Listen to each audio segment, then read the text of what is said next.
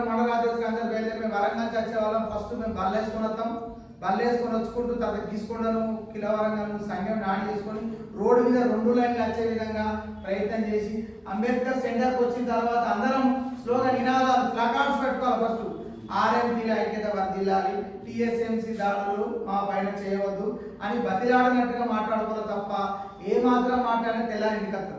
కాబట్టి మీరు అందరూ ఏదో ఆవేశం ఏదో అనుకుంటాం కానీ ఒక్కడ ఉన్నప్పుడు తెలుస్తుంది. 10 మంది ఉంటే బలం అనిపిస్తుంది. ఒక్కడ ఉన్నప్పుడు ఏమైతే ఎంత భయం ఉన్నప్పుడు తెలుసా? ఇప్పుడు ఒక శ్మశానానికే పోతాం, నలుగురు ఒక్కడు పోతే ఎట్లుంటుంది? భయం కాదు, అట్లనే అవుతుంది. కాబట్టి మీరు అందరూ చాలా జాగ్రత్తగా ఉండి ఈ యొక్క కార్యక్రమాన్ని మనం 10 రోజులు కాదు 12 రోజులు పొడిగించుకుంటూ చేస్తే తప్ప ఇది 100% జరగదు. కాబట్టి ప్లకార్డ్స్ అందరూ కొట్టించుకోండి.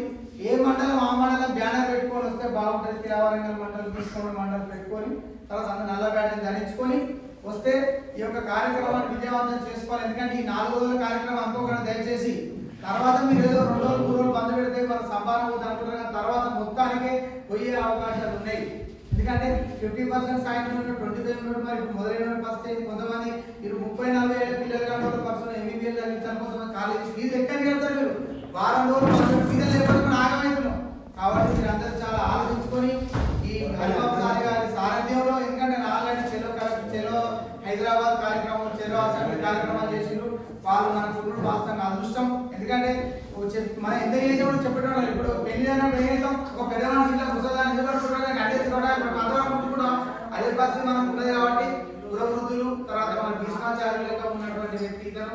కాబట్టి ఈ సార్ను ముందు పెట్టుకొని కార్యాచరణ చేసి ప్రతి ఒక్కరు మాన పని అనుకుని రావాలి తప్ప మధ్యకే తప్పచ్చు ఇవన్నీ బంద్ పెట్టండి ఫస్ట్. ఎందుకంటే మేము అటు హైదరాబాద్ కిలో వరంగల్ పోయినప్పుడు అయితే 10 మంది రమేష్ పోతే ఇద్దరే లేదు. అరే అంటే ఎక్కడ పోయినా అడగదు అట్లాంటి. కాబట్టి దయచేసి కొంచెం కార్యాచరణ చేసుకోండి.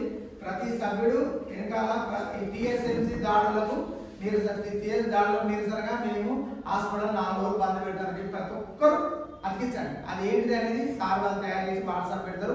10 రూపాయలు జిరాక్ తీసుకొని పెట్టుకోండి. లేకుంటే ఇంకా మంచిగా అనిపిస్తే 50 రూపాయలు పెట్టి అక్కడ మంచిగా పేపర్ వస్తుంది. ఆ పేపర్ పెట్టుకొని అందరూ సకాలంలో ఇచ్చేసి ఈ యొక్క కార్యక్రమాన్ని విజయవంతం చేయవలసిందిగా కోరుకుంటున్నాను. తర్వాత కూడా మనము ఎట్టి పరిస్థితుల్లో కూడా అక్కడ నినాదాలు అనవసరమైన నినాదాలు ఇచ్చుడు కొంచెం వేసేచ్చు దయచేసి అది బంధుపెట్టి అంటే ఏమనుకో దయచేసి ఆడు నినాదం ఇచ్చిననుకో దానికి ఆ మండల సంబంధించిన అధ్యక్షుడే బాధ్యత వహించారు. అంతే కదా? ఆ యొక్క మండలం నుంచి ఇప్పుడు మేము మాసైనా 4 పెడుతున్నాము. ఎందుకంటే మనకు మొత్తం కనబడాలి కాబట్టి మంచిగా వీడియో తీయడానికి 2 నేను పెట్టుకుంటాను. ఎందుకంటే కనబడాలి ఎంత ప్రచారం అయితే అంత. నేను మాట్లాడిన వాయిస్ ఎంత బాగుందని మీకు విన్నారు కదా. అదే రకంగా మొత్తం వాయిస్ తీసుకొని మనం కదిలేది చేసే జర్తి ఒక పెద్ద ఉత్ప్రేరణలాగా.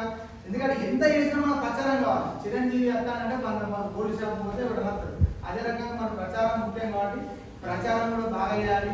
నేను ఒక సంబంధించినటువంటి యూట్యూబ్ ఛానల్ దాన్ని కూడా మొత్తం చేసేసి అవసరం పడితే లోకల్ ఉన్న మీడియా మిత్రులను కూడా చూసుకొని చేసుకుంటే. ఎందుకంటే మామూలుగా ఏదో మన వీడియో తీసిపెట్టి ఎవరు లేరు. ఇంకా ఈటీవీ లేకపోతే TV9 లేకపోతే ఎన్టీవీలో పట్టుకుంటే తప్ప సాక్షులు పట్టుకుంటే తప్ప ఇది ముందు కాబట్టి మీరందరూ దయచేసి ఇది మా పని అని చేసుకోవాలి. ఎందుకంటే నేను కూడా 50% అచీవ్మెంట్ 50% కావాలి. 2-3 రోజులు మేము తిరుగుతానే ఇబ్బంది అవుతాను.